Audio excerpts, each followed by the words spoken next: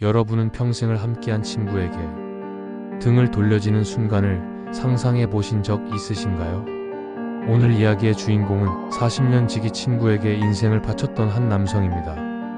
그는 어려웠던 학창시절 친구의 대학 등록금을 대신 내주며 언젠가 나도 힘들어지면 딱 한 번만 도와줘. 그렇게 말했던 사람이었습니다. 그리고 20년 뒤 그 믿음의 대가는 음주운전 교사와 경찰 신고였습니다. 이 사건의 키워드는 40년 친구의 칼끝, 술자리가 만든 배신, 그리고 합의금 횡령과 음주운전 신고의 진실입니다. 한 남성이 운전석에 앉아 차를 살짝 골목 옆으로 옮깁니다. 그 순간 멀리서 이 모습을 지켜보던 또 한 명의 남성이 어딘가에 급히 전화를 겁니다. 잠시 후 도착한 경찰차, 그리고 차량 앞에 나란히 선 두 남성. 과연 이들 사이엔 무슨 일이 있었던 걸까요? 이 이야기는 제보자의 실제 사연입니다. 그는 유년 시절부터 알고 지냈던 동네 친구와 40년을 함께해 왔습니다. 가정 형편이 어려웠던 그는 고등학교도 중퇴해야 했고 어린 나이에 생계를 위해 배달, 막노동, 주방일, 택배, 대리운전까지 다양한 일을 전전하며 어른이 되어야 했습니다. 그런 그에게 유일한 위안은 어릴 때부터 함께 지낸 친구였습니다. 둘은 형제처럼 지냈고 누가 먼저라고 할 것 없이 서로를 의지하며 살아왔습니다. 그러던 어느 날 친구가 대학 등록금이 부족하다며 눈물을 보였습니다. 이제 학교를 그만둬야겠다. 제보자는 아무 고민도 하지 않고 그 친구에게 당시 전 재산이나 다름없는 300만 원을 건넸습니다. 이거 그냥 주는 거야. 갚지 않아도 돼. 나중에 내가 진짜 힘들 때 딱 한 번만 도와줘. 그 한마디로 모든 것이 충분했습니다. 시간이 흘러 제보자는 성실하게 일하며 작은 식당을 열게 되었고 한때는 사람들의 입소문을 탈 정도로 장사가 잘 되기도 했습니다. 하지만 세상 일이 늘 뜻대로 되는 건 아니었죠. 코로나 이후 급격한 매출 하락, 임대료 체납, 직원 급여 문제로 결국 사업은 문을 닫고 말았습니다.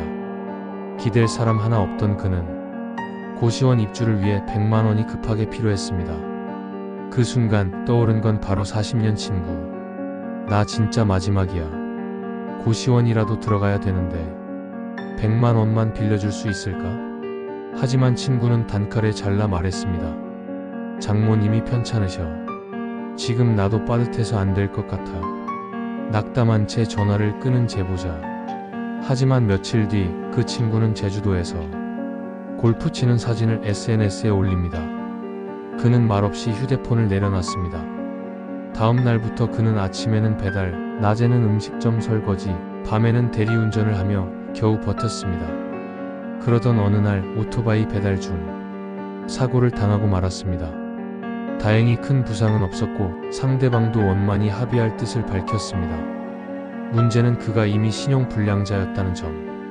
본인 명의 통장을 사용할 수 없었던 그는 합의금을 친구 명의 통장에 잠시 맡기기로 했습니다.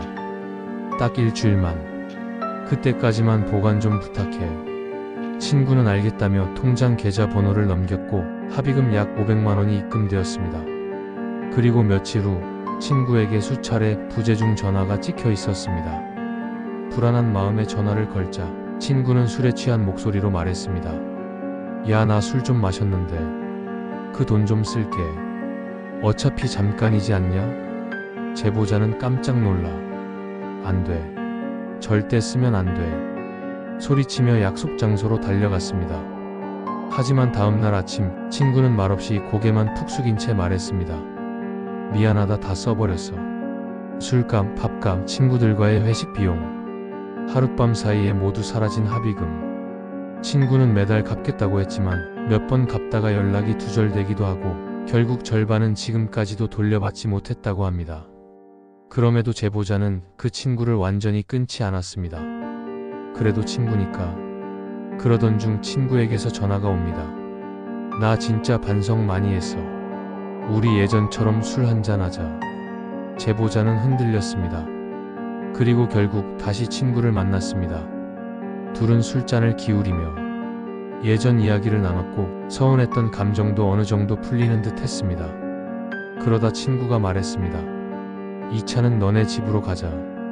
하지만 제보자의 아내가 최근 병원 치료를 받고 있어 집에는 누구도 들릴 수 없었습니다. 미안한데 집에는 안 돼. 아내가 지금 몸이 많이 안 좋아. 그 말에 친구는 불같이 화를 내며 자리를 박차고 일어났습니다. 그리고 술에 취한 채 자기 차 키를 꺼내더니 말했습니다. 야, 나 지금 운전 못해. 완전 취했어. 네가 몇 잔 안 마셨으니까 골목 입구까지만 차 좀 옮겨줘. 제보자는 당황했습니다. 야, 나도 술 마셨잖아. 그게 말이 되냐? 하지만 친구는 계속 강요했고 대리기사는 부를 수 없다는 이유로 제보자를 밀어붙였습니다. 결국 제보자는 친구의 차를 몰고 근처 골목 입구까지 차를 옮겼습니다. 그 순간 친구에게서 전화가 걸려왔습니다. 야, 나 경찰에 신고했어. 처음엔 농담인 줄 알았습니다. 하지만 곧 경찰차가 도착했고 친구는 경찰에게 말했습니다. 저 사람 방금 음주운전했어요. 측정해보세요. 결국 제보자는 면허정지 처분을 받았고 유일한 생계수단이던 대리운전 일도 배달도 더 이상 할 수 없게 되었습니다. 친구는 그 후 사과 한마디도 하지 않았습니다. 오히려 다른 사람에게 이렇게 말했다고 합니다. 지가 술 먹고 운전한 거잖아. 나는 말리지도 못했는데 뭐. 합의금은 아직도 갚지 않았고 음주운전도 조작된 함정이었습니다. 내가 등록금까지 대줬던 놈인데 돌아온 건 경찰 신고라니. 제보자는 눈물을 보였습니다.